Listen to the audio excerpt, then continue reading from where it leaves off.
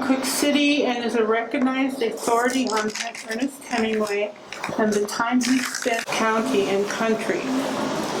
In 2018, Chris presented a paper on Hemingway's final short story, which was set in Cooke City, to the Hemingway Society in Paris. Also thank the Pollard Hotel and the Prerogative Kitchen for providing poor Chris a place to sleep and food to eat. Crucial. All right. Thank you, everybody. Thank you for having me, and thank you for this incredible turnout. Like this is really special. Yeah, welcome to the world of Hemingway scholarship. I don't know. I would assume that many of you have probably read the book already. So I want to discuss the process and how I entered into this world. It's a world I don't necessarily belong in. Kind of career bartender, service industry guy. But the way I fell into this project was by a couple people you guys might know. Walkin' Tom Weaver, who, rest in peace, and Ralph Glidden. I don't know if you guys know Ralph and Belfry Sioux, but he was the owner of the general store in Cooke City. And another gentleman by the name of Dink Bruce, and also rest in peace Dink, from Livingston, Montana. But I've been in Cooke City for 29 years, and so my route into this particular line of scholarship was these guys, these old timers, and Walkin' Tom's father, Chub Weaver, was Hemingway's best friend in the area in the 30s, and he was also the godfather to Patrick Hemingway, who is still alive in Bozeman, and that was he's the last surviving son of Hemingway. And Walkin' Tom was a friend for a long time. He would drive over the pass for cocktails and kind of scribble poetry at my bar, and we would put him up. And when I was young, I wasn't necessarily interested, and he would tell me his dad knew Hemingway, and I didn't really know to what degree. And then I started doing the research, and it turned out that he was a very significant part of the Hemingway story. And then Ralph Glidden, when I first got to Cooke City, he owned the general store and was, literary and just a kind, gentle soul who also wrote a history of Cooke City. So he was interested in history, and he knew the Hemingway story a little bit. And then later on, I would find out that Hemingway sent off his final drafts of To Have Not and Death in the Afternoon from that general store, which has been open since 1886. So it had been open for 46 years when Hemingway stumbled in there. And then as I was kind of working through the project, a gentleman named Dink Bruce, who would drive up from Livingston just to make the drive through the park and everything. His father was Otto Toby Bruce, who built the wall around the Hemingway house in Key West and was Hemingway's kind of handyman and driver and would drive the kids to and from the ranch. And so I had these kind of living connections to the history. And now many of them have passed away, and Patrick Hemingway is 94. So it was kind of important to document this while we still have people that are connected by one generation to this time in history. The entire book takes place in the 30s. I guess 1928. Hemingway was his first trip to the Rocky Mountains, and he went to Sheridan, Wyoming, looking for adventure. He grew up in the Roosevelt administration, so he was taken by Teddy Roosevelt and the hunting and the adventure and all of that. And so after the birth of Patrick, who still lives in Bozeman, he went to Sheridan to finish A Farewell to Arms. So we're talking significant parts of Hemingway history now. We're talking A Farewell to Arms in Sheridan in 1928, and then Death in the Afternoon was finished in 1930 in Cooke City and sent off from the general store. And then To Have and Have Not, he wrote 350 pages of in Cooke City. And then For Whom the Bell Tolls, he started in Cooke City and chose Red Lodge as the birthplace for the protagonist of For Whom the Bell Tolls, which is one of the more significant books in, 20th century literary history. So as far as why a lot of this hadn't been uncovered until now, I can only really point to the remoteness of the LBRT and the remoteness of Cooke City and the lack of a university perhaps, and maybe a lack of a sense of adventure from a lot of scholars. Nobody really took the time. And then as I was kind of doing the work, when I first started out, I was thinking it'd be a newspaper article or a magazine article or something short. And the more I kept digging and the more people I met, the more I found. And then there were certain little snippets where I would be reading, say, the Green Hills of Africa, and he would refer to hunting back home in Timber Creek. And Timber Creek is 20 miles up Crandall Creek. It's like one of the most remote parts of the lower 48. And it dawned on me that scholars would not be able to make that connection to, wouldn't be like, Timber Creek, I know where that is. And so I kind of realized I was onto something a little bit special. And then when I realized that Chub Weaver was Patrick Hemingway's godfather, and that he was really a close friend of Hemingway, I kind of went back to those conversations with Tom and being like, okay, maybe I should have paid a little more attention. And then eventually, and there's also so much posthumous work that's come out. And True at First Light is the story of Hemingway's second trip to Africa in 1954 and 55, and that's a famous one where he was in 2 plane crashes and a brush fire, like typical Hemingway style. But in that book, he talks about walking into a general store in Laitukittok in Nigeria, I believe, and walking into this general store and saying, hey, I really like this place. It reminds me of the general store in Cooke City, Montana. But instead of selling obsolete calibers that the old timers would buy one at a time to shoot their winter meat, they sold spears. So I realized, okay, 15 years after he left our area, on another continent in Africa, he was still thinking about Cooke City, and he was still thinking about the Beartooth Mountains. And then when he talks about the obsolete calibers that they would keep in stock for the old timers, and we're thinking Shorty Nichols and Horn Miller and some of the classic characters of Cooke City lore. And these guys would have guns that were so old, and they would need to shoot a deer and an elk to make it through the winter. So the general store would hang on to these bullets for these individuals so that they could survive the winter. And that kind of clued me into the fact that he wasn't just passing through. He had like an understanding of the way things worked up here, and I think a lot of you have that same understanding. And I've just heard from so many people from Red Lodge who are related to, who either knew Chub Weaver or knew Ivan Wallace or their parents did. And so it is 90 years, or 80, 90 years, but there is still connections, and I think there's still interest. And anybody who saw the Ken Burns documentary knows that this interest is sort of inexhaustible. And he lived a full life. He lived a complicated life. He also was born in 1899, closer to the Civil War than World War II, before kind of commonplace electricity and cars and things like that. And he died during the space race. And in the modern era, and that went through World War I, World War II, Spanish Civil War, Korea. So he lived at a super vibrant time in human history. And also the building of the Beartooth Pass happened right in the middle of his stay here. So as far as local history goes, he was right in the middle of all of that too. And then there's the way he wrote. He wrote with intentional ambiguity. Sometimes to protect his favorite places, or to protect himself from libel and slander, because he would bash his friends and other writers and things like that. So he would change the names of places and change the names of people for this reason. So a lot of times you can read something and the meaning will be hidden.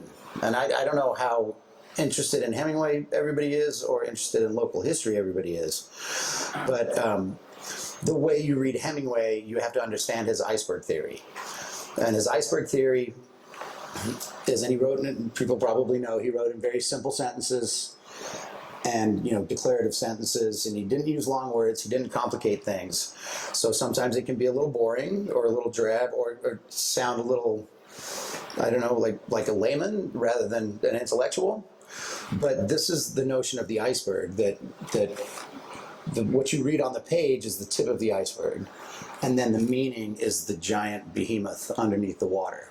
So you can read a 2-page story, but then you need to go back and say, what does he mean by that? Why did he write that story about a cat in the rain? Why did he write that story about a birth at an Indian camp? So once we understand this, then every time you read even a line of Hemingway or one short story or a novel, you understand that he's getting at something deeper than what is just on the page or in that sentence.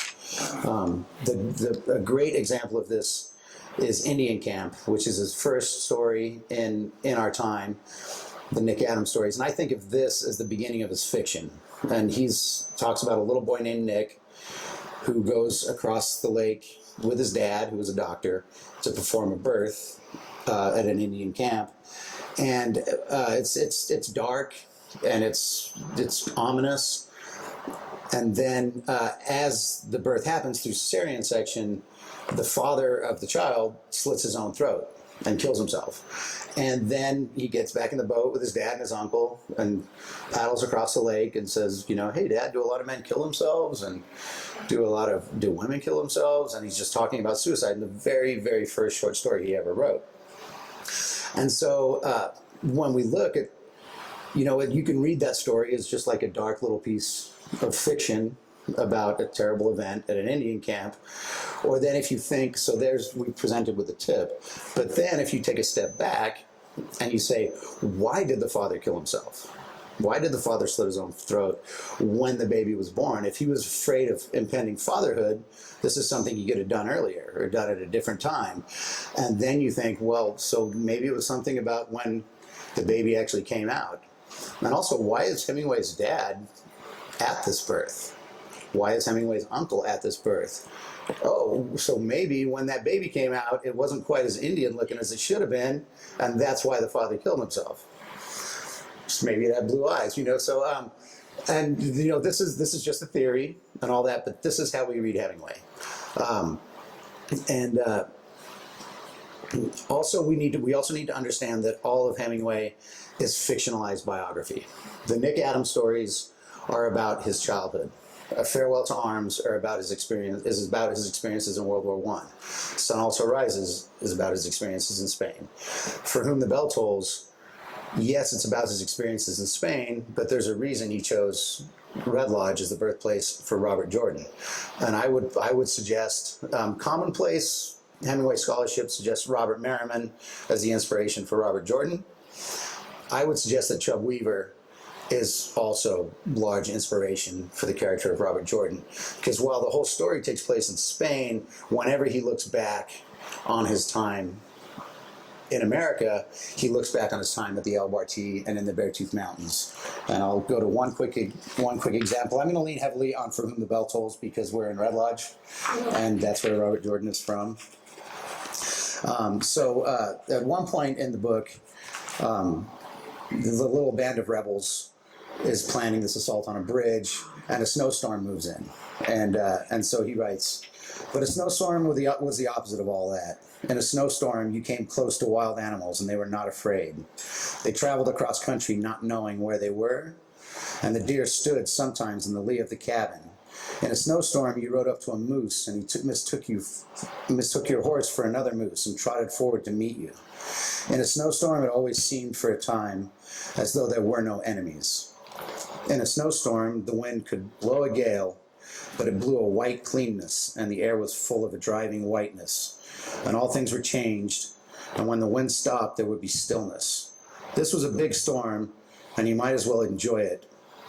It was ruining everything, but you might as well enjoy it. So from a personal note, we have the International Hemingway Conference coming this summer, and I first put in a proposal to bring that to the area in 2017, and I had a scholar coming from Colorado named Larry Grimes, who's my co-director for the conference, and then the head of the Hemingway Letters Project, Sandra Spania, was coming from Jackson, where she was. And I told him, hey, come in September. It's a little quieter. Everything's cool. We'll have time. And they're both on their way to see me to check out Cooke City to see whether it's appropriate for a big conference like this.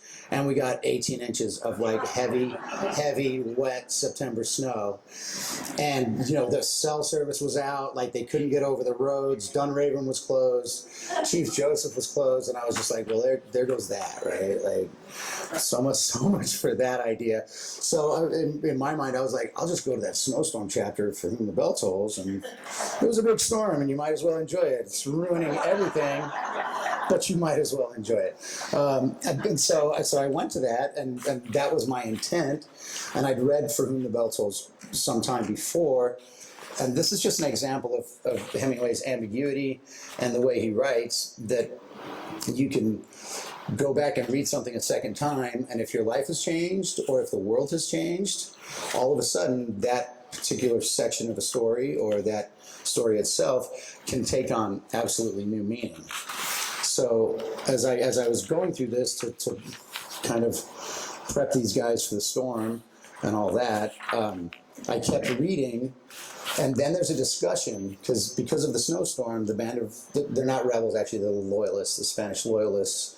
They have to sit in a cave because they can't leave tracks.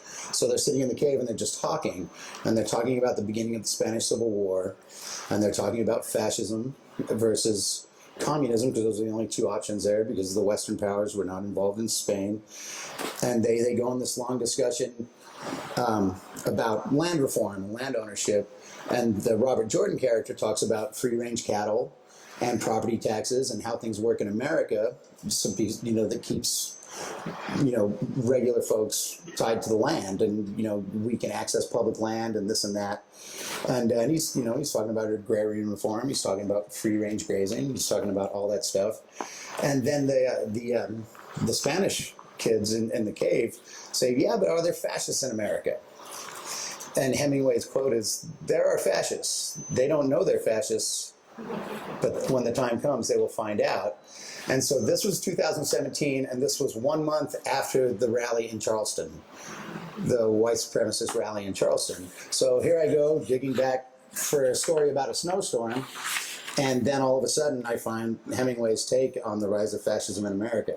And the timing was right, and it was fascinating. And so don't give up on Hemingway. I know that there's a lot of stigma attached. There's the machismo, there's the stories, and then there's the later Hemingway who became almost like a caricature of himself. And he avoided that when he was young, but as he grew older and was more alcoholic and more depressed and saw more war and more death and divorce, and his skills started to leave him, he actually propped up that image of himself. And that's the Hemingway we don't like. That's quite frankly, and I was that guy. I was not drawn to Hemingway. And then in writing this book, I kind of had to read everything he'd written, and I became much more sympathetic because the way he writes, he uses his typewriter almost as a psychiatrist's couch, and he exposes everything about himself on the page. Like, he writes about his traumatic childhood and his problems with his father in our time. He writes about, his disillusionment with war in For Whom the Bell Tolls.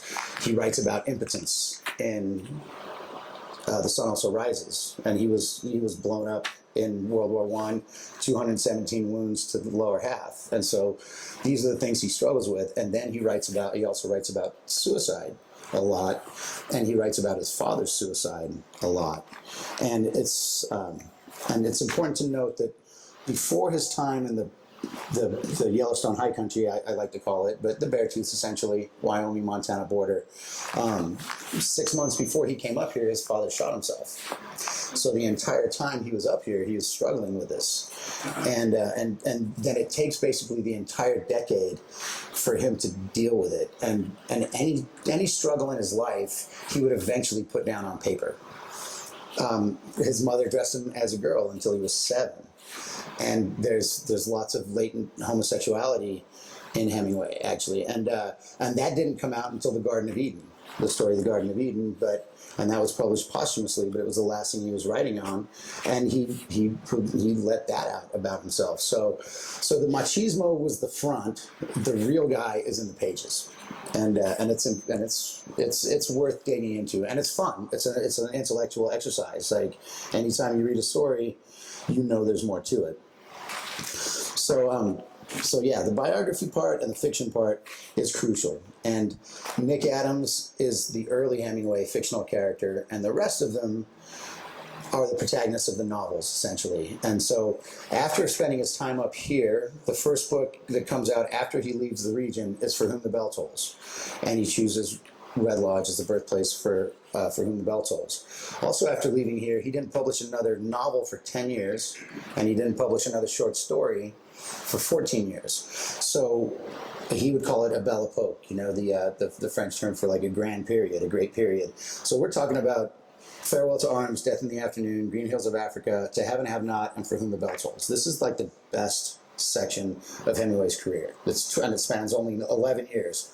He didn't publish another work for 10 years after he left here. So now we start to get an understanding of exactly how important this region was to him, not just for accruing experiences and experiences that would find their way into the other books, but also as a place to write.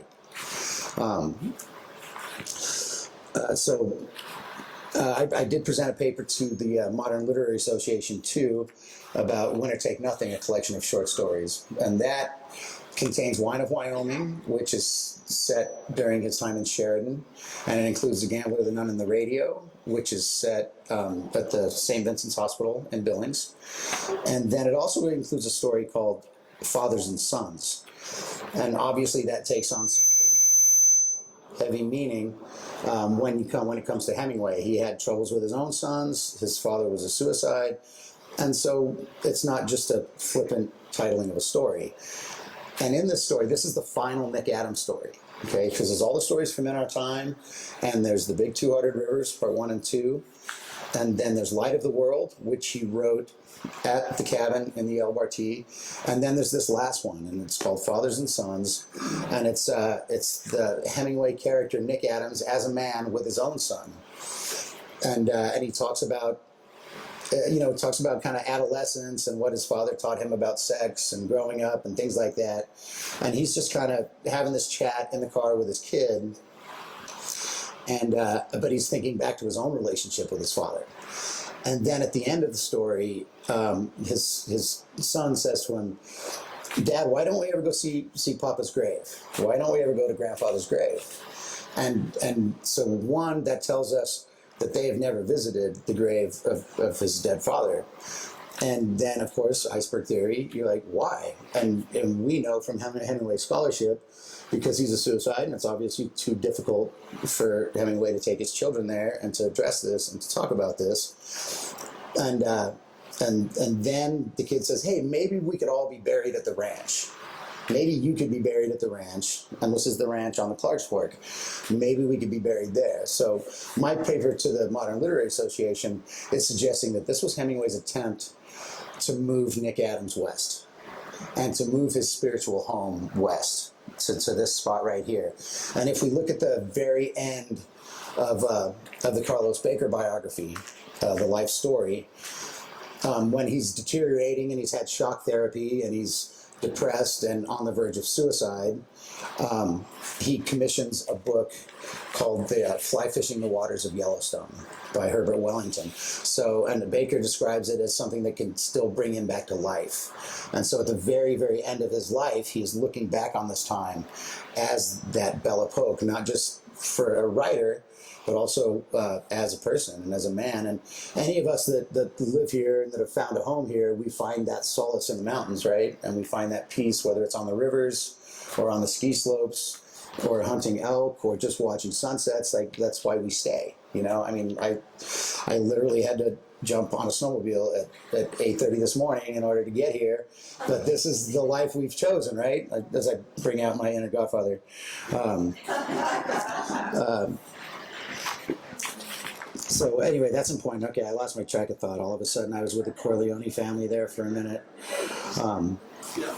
So Cooke City's part in all this, obviously there is the general store from where he sent all these works off, and then there is the story A Man of the World, and A Man of the World is the final short story he wrote, and in that story, it's looked down upon by the world of Hemingway scholarship because it's about a bar fight. And it's a gruesome bar fight in which one guy gets like a hole bitten in his cheek and another guy gets his eyes gouged out. And it takes place on the ice with snow all piled up around him in the light of the bar. And it goes from one bar to the next, and the two bars are called the Pilot and the Index. And so, I'm reading this. He calls the town Jessup, Wyoming, and I'm reading this, having lived in Cooke City for 29 years and seen plenty of fights on the ice, in the light of the bar, with snow piled up all around. He talks about there only being one road into town, and then nobody from the world of Hemingway scholarship has been able to make this connection because no Hemingway scholars know what Pilot and Index are. And so I was able to actually set that story in Cooke City. But that is his final published work of fiction. And so if we think back to Indian Camp, the story in which he introduces his first fictional character in darkness and in violence and alone, at the end of A Man of the World, the lead character has been blinded by getting his eyes gouged out in this fight. And then while he's writhing on the ground, the guy stomps him in the genitals. And then the scream he lets out at that point breaks his vocal cords. So Hemingway, the man and the boy and the writer, is introduced in this world of suicide and darkness and birth in Indian Camp. And his final fictional character leaves the world blind, voiceless, and impotent. And so here we track Hemingway's entire life through his fiction. And like I said, it is fun. It's sad and it's fun and he's got a great sense of humor. But that's what makes it poignant, and it's also what makes it worth sticking with, to be honest. So we've talked about suicide and we've talked about his father. So now I'm going to read another section of For Whom the Bell Tolls, and this is about after 9 years here, he starts work on For Whom the Bell Tolls, and his father has shot himself with an old Civil War 1932 Smith & Wesson, and another dark note. His mother sent that gun to him, along with a cake. and some paintings that she wanted him to sell for her, and so Hemingway carried that gun with him here while he was here, and he was also close to death all the time. These guys are shooting horses for bear bait. They're being charged by bears. There's some very high-profile murders in Cooke City in this time. There was the murder of Jim Smith. And there's a peak named after Jim Smith that's right adjacent to Pilot and Index. And he was the first homesteader of the El Bartee Ranch. And there was a dispute over hay, and the owners of the El Bartee had left a kid in charge who was kind of, I guess, slow or dim-witted. I don't know what the appropriate term would be, and it's been a long time. But he was instructed not to give anybody hay over the winter because they didn't have enough. And then on their way out of town, they passed through the B4, and this guy, Jim Smith, who had a relationship with Rodashek and kind of been nasty to him, been mean to him, said, "Hey, I'm running out of hay. Can I go grab some?" And they said, "Yeah, sure." So, but the last thing the kid heard is like, "Don't let anybody borrow any hay." So Jim Smith comes down thinking he deserves some hay, and Tony Rodashek shoots him. And that's one high-profile murder. It was ruled justifiable homicide. But this story found its way into the snows of Kilimanjaro. As Harry is dying under the tree in Africa, he goes back with all these regrets, and he says, "What about all the stories you knew from the ranch? What about all the things that happened there? And you haven't written one. Why?" And then he goes on to tell the story of the murder of Jim Smith. There's another famous story about a guy named Bud Hart, who actually did a lot of the stonework on the ranches at the B4 and the El Bartee.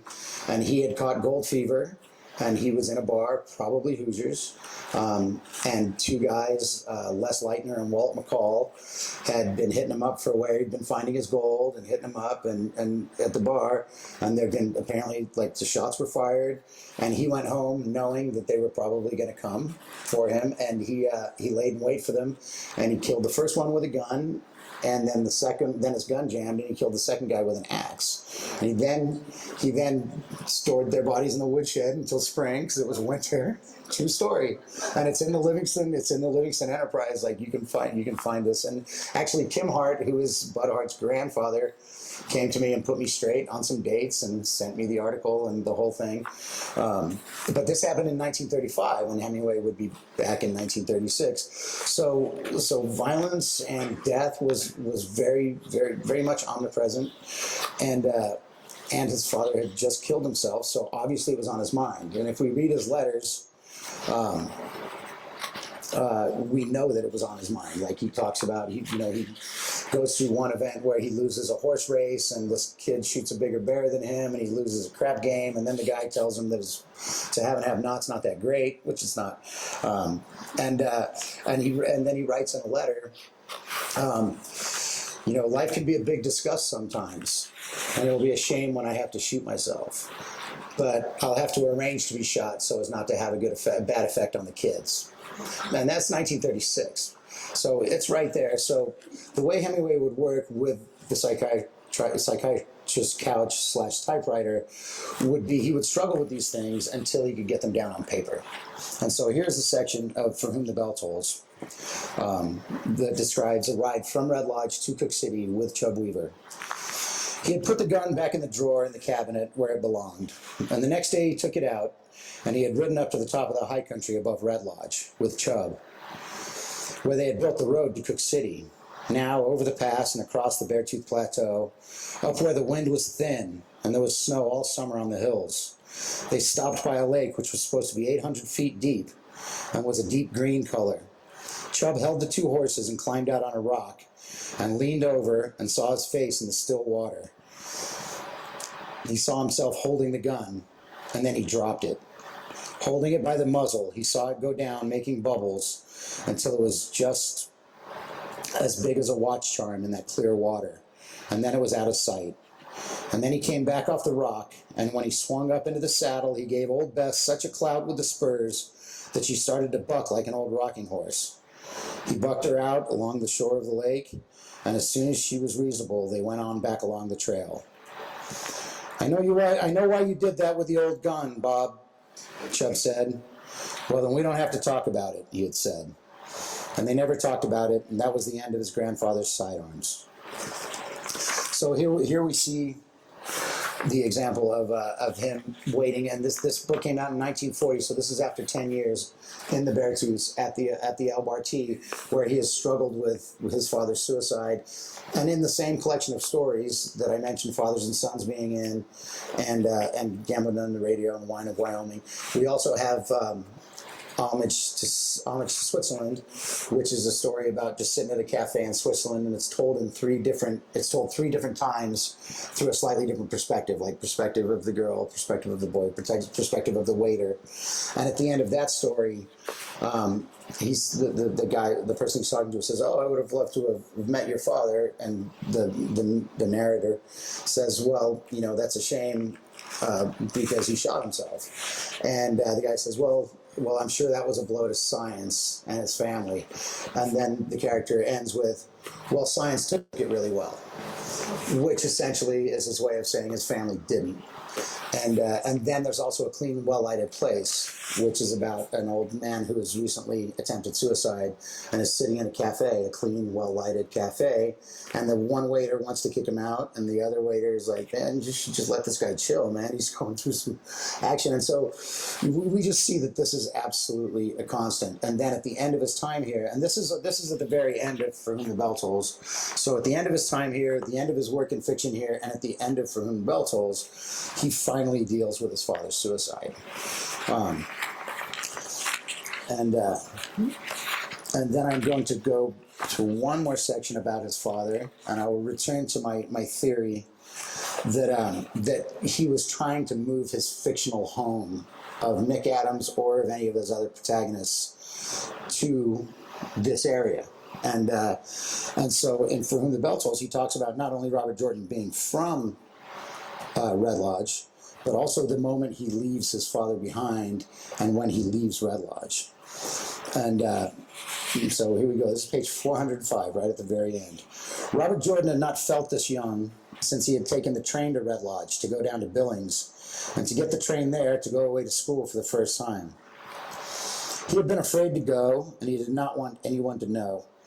And at the station, just before the conductor picked up the box, he would step on to reach the steps of the day coach.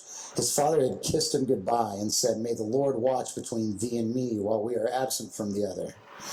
His father had been a very religious man, and he had said it simply and sincerely. But his mustache had been moist, and his eyes were damp with emotion.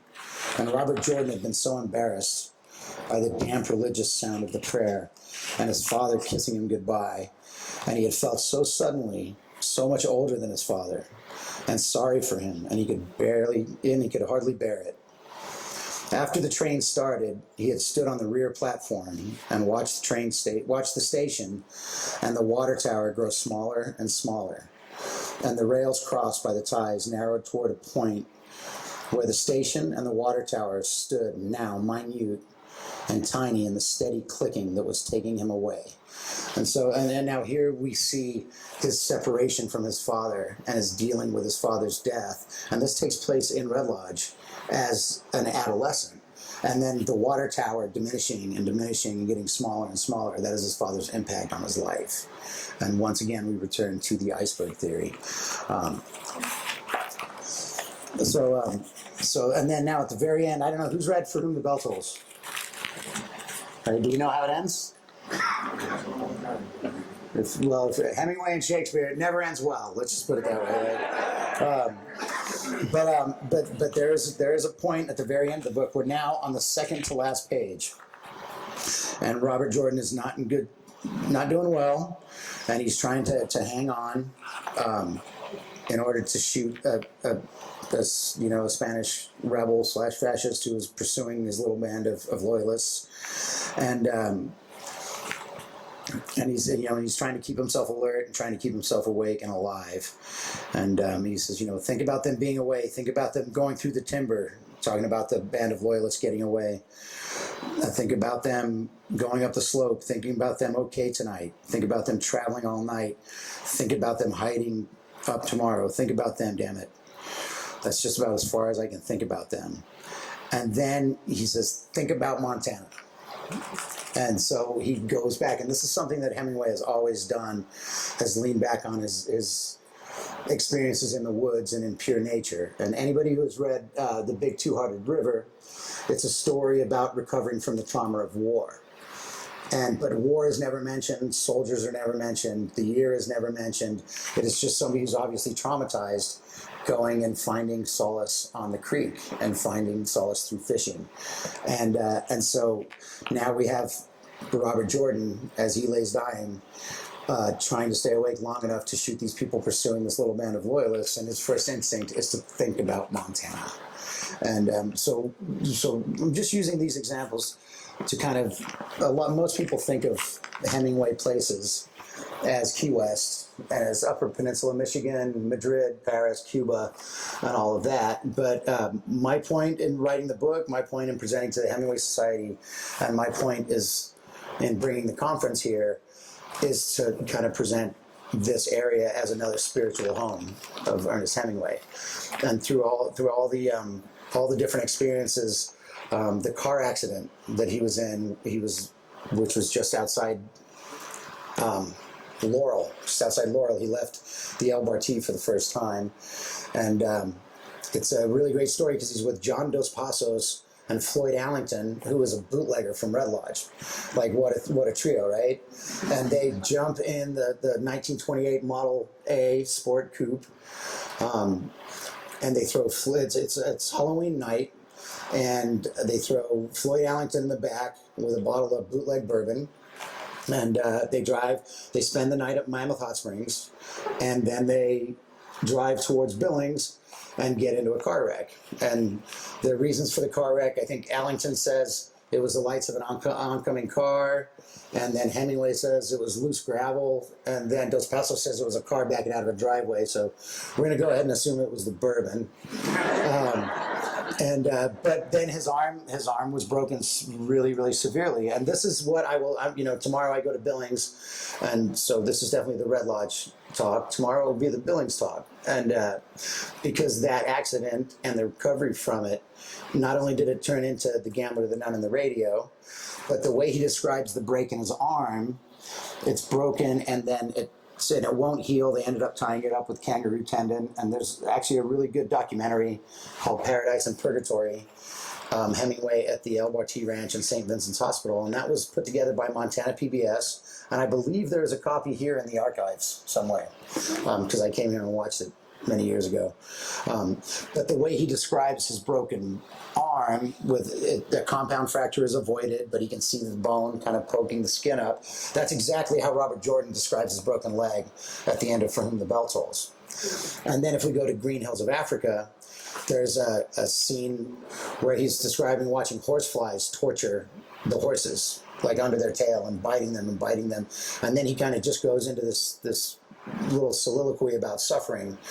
And he was like, it was the worst suffering I've ever seen, except for that time in the hospital, in the Billings hospital. And he goes on and he was very insecure because it was his riding arm, it was his fishing arm, it was his shooting arm.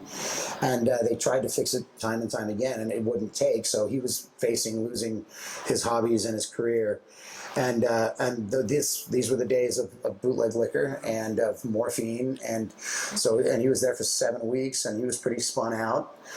And anybody that came to see him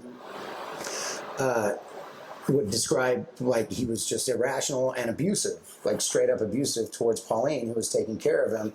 And Archie McLeish and a couple other people, Waldo Pierce, that came to see him in the hospital, they left feeling more sorry for Pauline, his wife at the time, than Hemingway.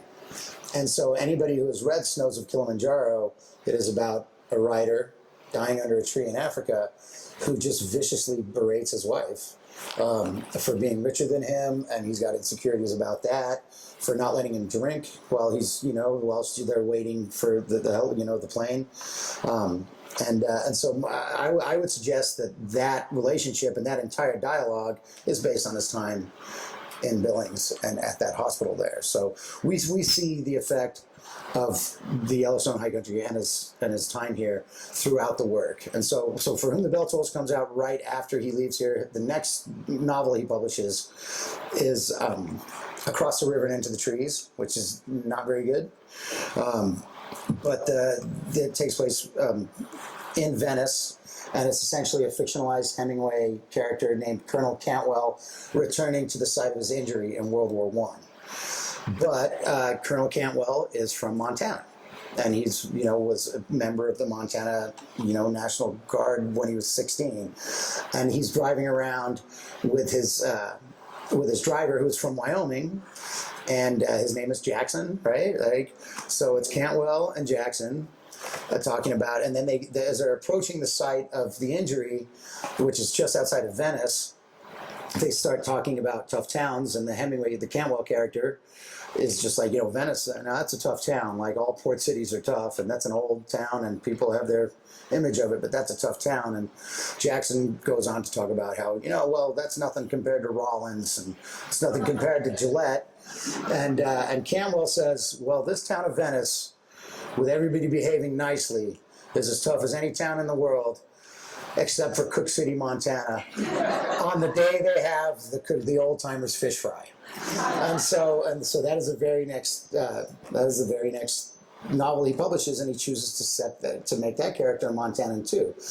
And so the reason the Montana fish fry comes up, I told you the stories of violence about the 2 murders and things like that. So if we go to an Esquire article from 1934, and it's called a Paris Letter. So I had to read a lot of stuff that had nothing to do with Montana or hunting or fishing or any of that stuff. So I come across this article called a Paris Letter in the 1934 Esquire, and it starts out, this time last year, we were heading out of Cooke City in a snowstorm. And then he goes on to tell the story of the kids that had tried to drag old Bullface Leatherneck to death because he hit an old lady in the face with a poker were still in jail. And so this was the night of the old timers fish fry, and apparently somebody had hit a woman with a poker, and the locals had tied him to the back of a car and drug him around town. And so I think it is that particular event that made him call Cooke City the toughest town in the world, and that's, you know, so it's all connected, like the fiction and the nonfiction. It is all connected, whether it's in his life or whether it's in his fiction or whether it's just in an essay article for Esquire that's supposed to be about Paris, but turns out it's about the Cooke City fish fry. And I do believe that especially with here, he thought of the El Barti sort of as his Shangri-La or his Valhalla, this kind of magical place, and I think that's why he never returned, and I think that's why he was careful not to name it and give directions to this spot. And I was talking with somebody just before the discussion about the fact that Walkin' Tom said in 1999, and then he said to me in 2016, but he said in 1999, actually in that documentary Paradise and Purgatory, that the episode in For Whom the Bell Tolls happened exactly like it is written, and that the lake he dropped the gun into is Froze to Death Lake. And then somebody here, I don't see you right now, right? We were just talking about, that's some really hard country, and it's not horse country, it's boulder fields. And so was Chubb protecting the location of the lake in which the gun his father used to commit suicide? Was Hemingway, was he alone? Did he ask Chubb never to tell? Was Tom protecting the location? But who knows? But I would definitely not recommend diving in Froze to Death Lake looking for the gun. And many people have contacted me about that, by the way. They're like, we should take guns out. I'm just like, there's a lot of silt down there, and I'm not fully convinced. The very next character in the novels would be Thomas Hudson from Islands in the Stream. And anybody who's read Islands of the Stream, it was published posthumously, but it actually takes place chronologically right after For Whom the Bell Tolls. And the protagonist of that is Thomas Hudson, and he owns a ranch in Montana.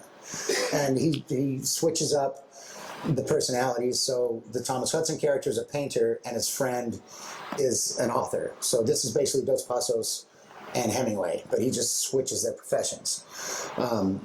And he implores his friend to go up to his ranch in Montana to solve his writer's block. And so now we see how Hemingway thought about this place, not only as an inspiration and a source for material, but also as a place to write and to get through any writer's block he might be having, in a place where he has peace and quiet and comfort in the woods. And so that's when we definitely start to see the value of this region. And we can go on, but at this point, what we have is Farewell to Arms, we have To Have and Have Not, we have Death in the Afternoon, we have For Whom the Bell Tolls, we have Across the River and Into the Trees, we have Islands in the Stream. For short stories, we have Light of the World, we have The Gambler, the Nun of the Radio, we have Wine of Wyoming. Then he also wrote on all of his Spanish Civil War stories at the El Barti Ranch. He wrote A Natural History of the Dead at the El Barti Ranch.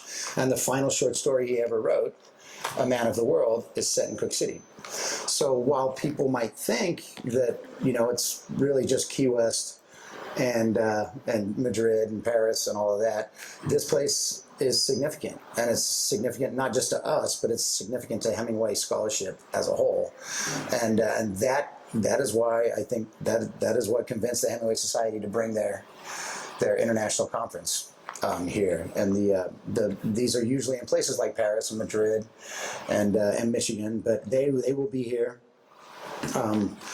this summer, 2022. And the conference, we're encouraging people to fly into Billings, which is, of course, where, as soon as you fly into the Billings airport, that's where he picked up Pauline Pfeiffer in 1939, right before the divorce. And then when you come down the hill, you see St. Vincent's Hospital, where he stayed in 1930, where Gambler, the Nun on the Radio is set. And then we're going to drive to Sheridan for 4 days. And that's where Wine of Wyoming was inspired, and that's where he finished For Whom the Bell Tolls. And then he will come through Shell, Wyoming, where he had a shotgun sent to him, and stop in Cody. And I don't know if anybody's been in the Chamberlain Inn in Cody, but they have the ledger that still bears Hemingway's signature from 1932. And then you will drive right through the heart of Hemingway country, past Crandall and past the Alberti Ranch, and then on into Cooke City, where I've already laid down the history of Cooke City there.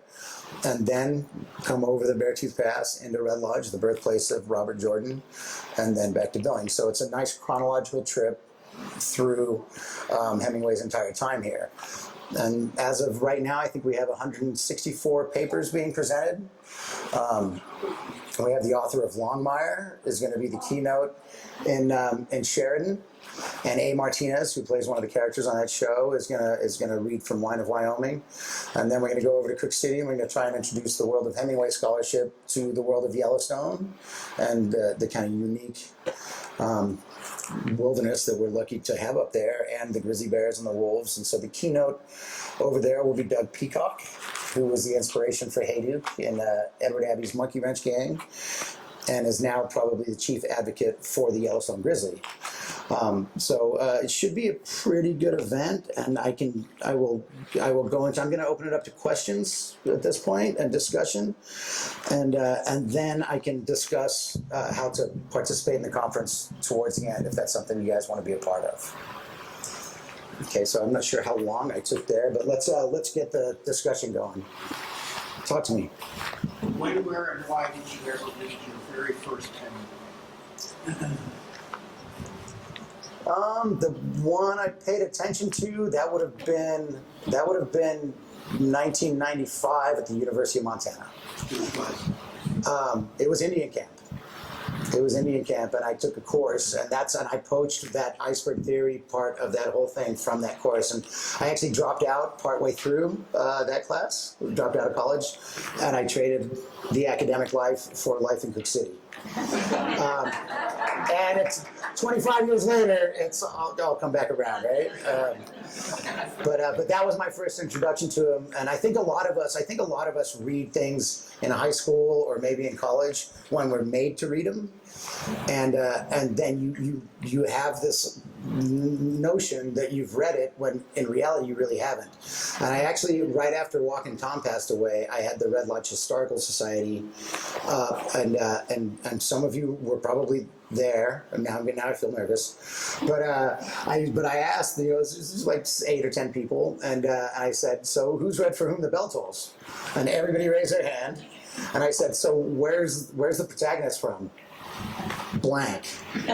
Right? And so and this is not, I've gone through this especially with the classics, where when you're forced to read something, you think you've read it because you were forced to read it in high school or in college, but as grown-ups, like, it's worth going back. It's worth going back and give everything a second chance. Yes, sir. Are there any stories out there about Ty Cobb coming to visit Hemingway on a hunting trip up in the Beartooth? No, not that I know of. And this is something I discussed with you earlier. So what we have now is Hemingway was such a prolific writer. We're talking 7 novels, 3 works of nonfiction, 57 short stories, and right now they're publishing his letters. And there's going to be 17 volumes that are this thick. Okay, so this guy documented every single moment of his life, and so did other people. There's a book by Brewster Chamberlain, who's from Livingston, called Hemingway's Log, and it tracks his movements day by day throughout every moment of his life. So I don't know that story. I'm not saying it's not in there, and there are definitely errors in this. But part of my job with this book was sort through rumor and to sort through, and people like to co-opt parts of the Hemingway story. People like to, if you got an old cabin, and there's, in the book I mentioned a couple of different things, like the lady from Sheridan says, Ernie would always tell me his 2 favorite places were Wyoming and Africa. And it turns out he didn't set foot in Africa until 5 years after he was at this lady's ranch, right? So people, they add their own spice to the story. story, and the most recent example of this is, and I hope they're not here.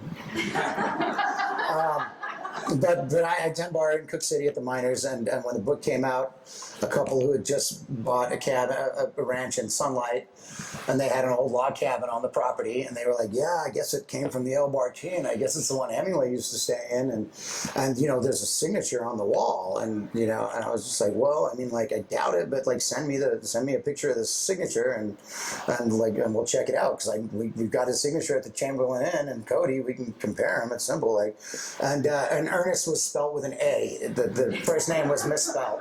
It's Earnest, and I'm like, I'm guessing that's not him. Like, so the Ty Cobb story, I don't know. I know he was a huge baseball fan. Yeah.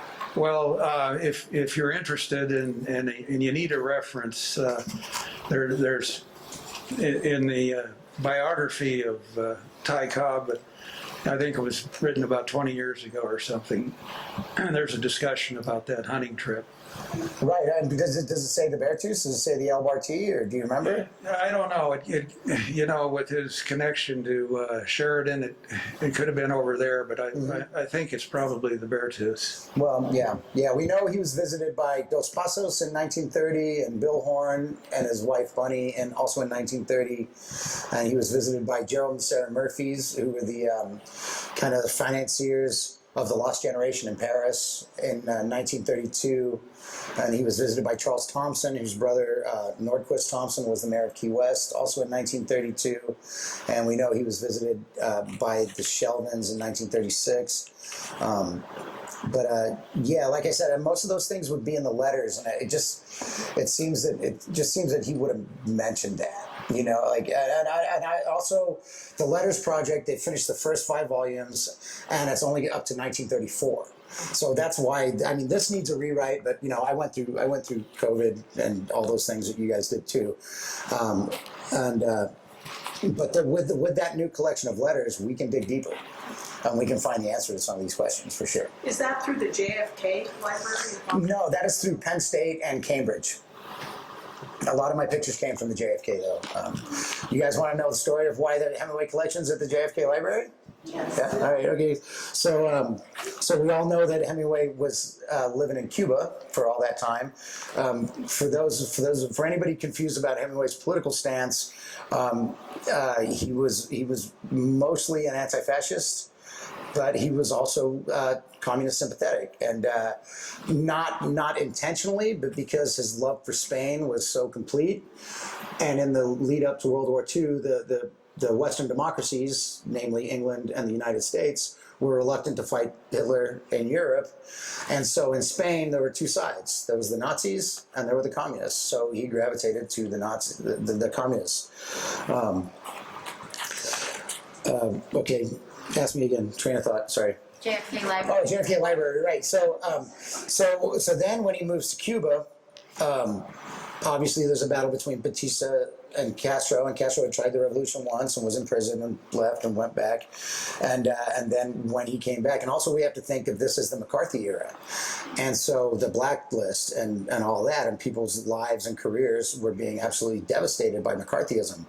So Hemingway, he wrote an absolutely scathing letter to McCarthy that he never sent, and that could have been the end of him, and also like some of his paranoia about the FBI following him and stuff like that. Those records were released 50 years later. It turns out he was right. They were following him, and but he had to evacuate from Cuba, and he had to leave a lot of his stuff there. And then as relations between America and Cuba absolutely disintegrated, and there was the travel embargo and all of that, the only person who was allowed back into Cuba was, and this was arranged by Castro and John F. Kennedy, was Mary Hemingway, to go back and to go to the house and to get out all his memorabilia. And that was like the one little piece of diplomacy that happened after the Castro Revolution.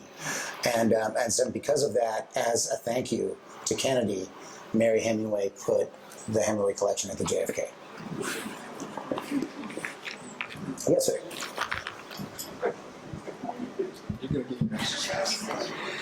Is that a true story about the challenge for him to write a story in only 6 words?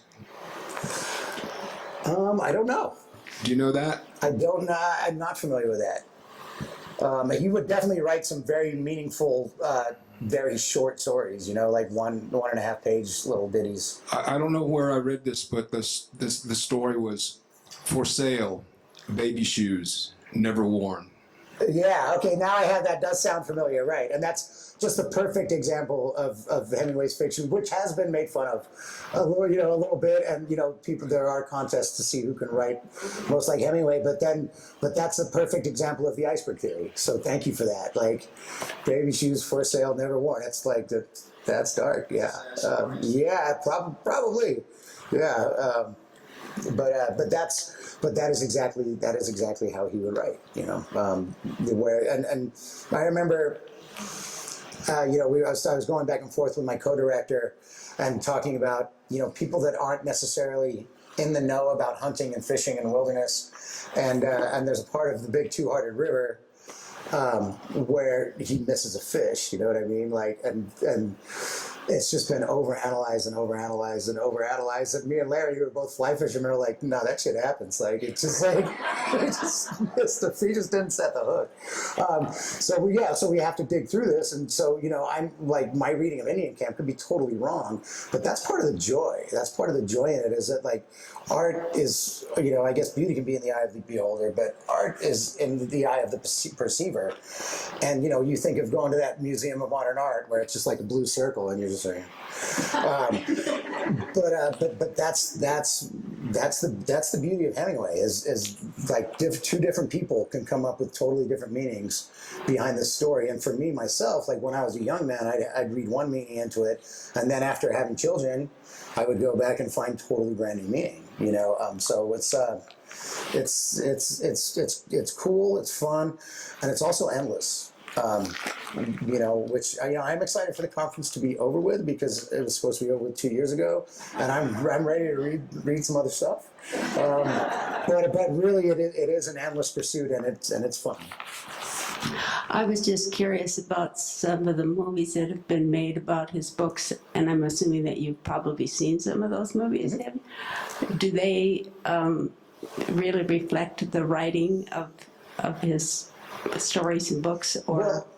Yes, but obviously movies and fiction, and also how do you convey that iceberg theory through film? You know what I mean? Like, so obviously a lot of them. I'm going to give you a couple of examples. One's personal because it kind of irritates me, but in the movie For Whom the Bell Tolls, which I would actually like to show at the Roman here after the conference, because it would just kind of fit with the timeline, and it's about a guy from Red Lodge.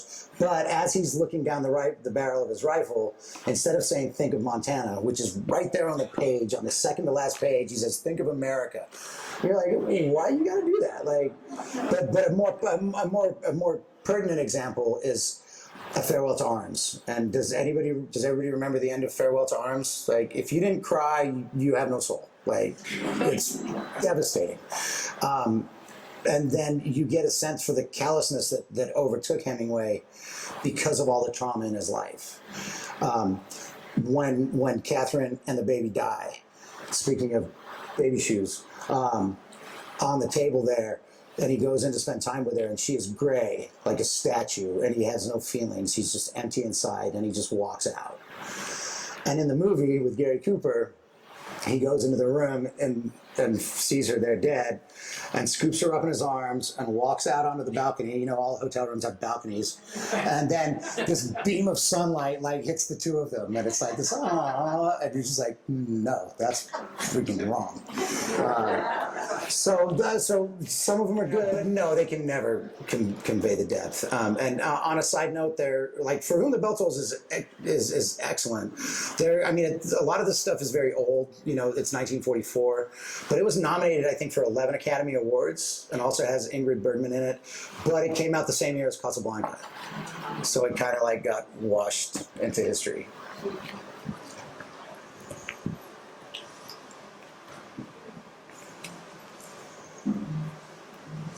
Anybody else?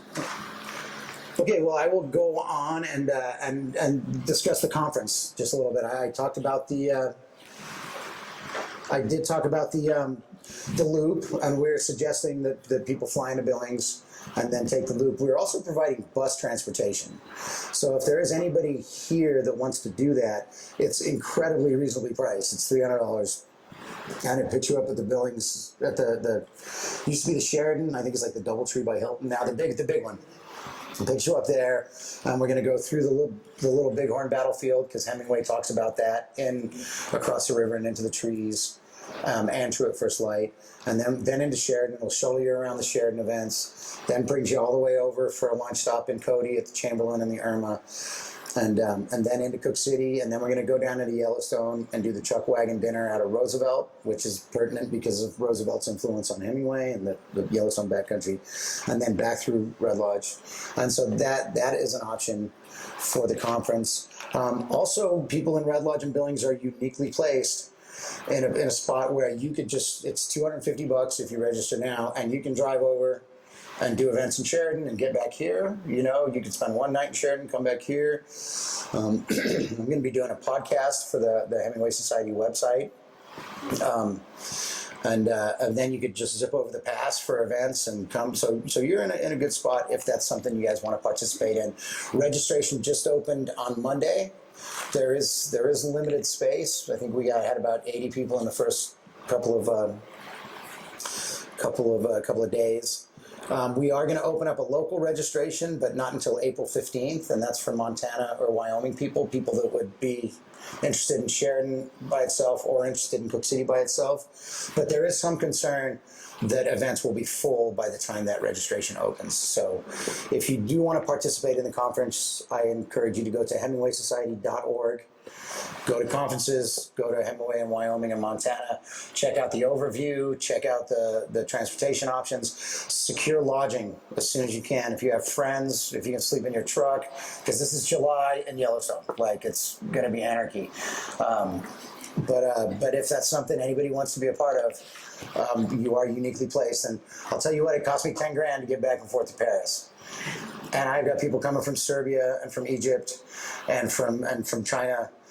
And so to have an event like this in your backyard, do try to take part.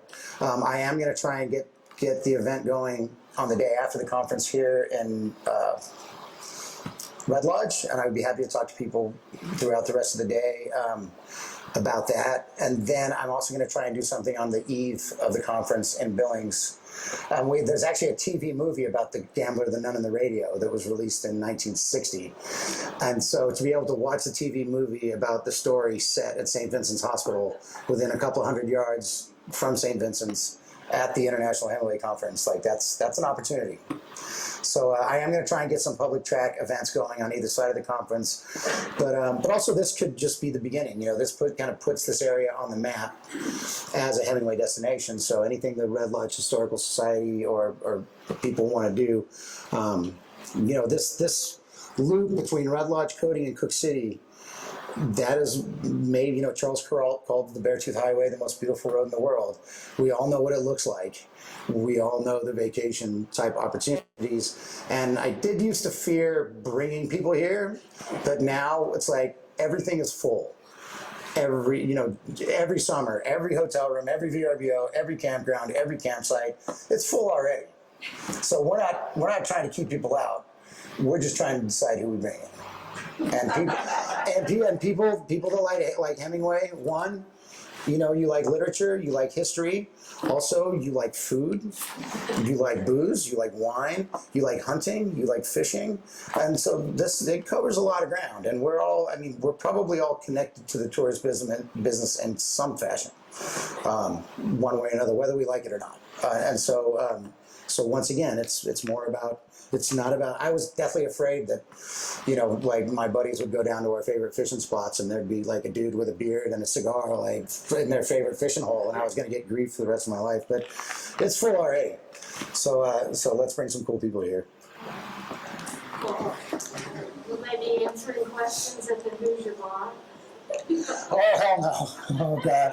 That's another thing that absolutely terrified me, too, because, and actually, because you brought that, you must know Rick, and he's been a dear, dear friend of mine for 29 years, and I don't know if you've read the book, but I do have a following Hemingway's footsteps, following Papa's footsteps section in the back, and the Hoosiers bar section.